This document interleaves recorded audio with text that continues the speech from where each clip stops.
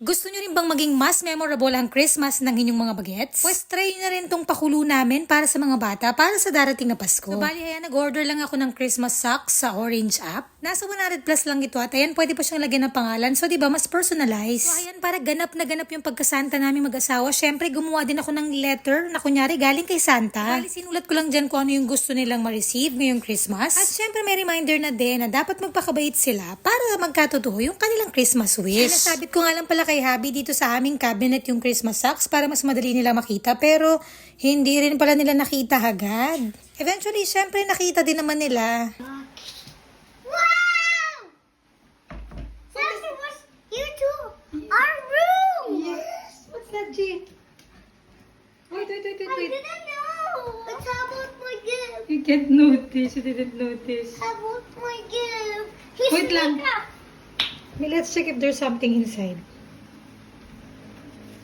Oh, there's a letter! Oh, I want to pick! Wait. Go. I'll have something. Okay. Oh, there's another. Sige nga, read Well, mo, read. pink! I love pink! Go. Ho, ho, ho! Merry Christmas, heart. I am sending you a Christmas sock. This is where you can put your Christmas wish, so I know just what you're dreaming of.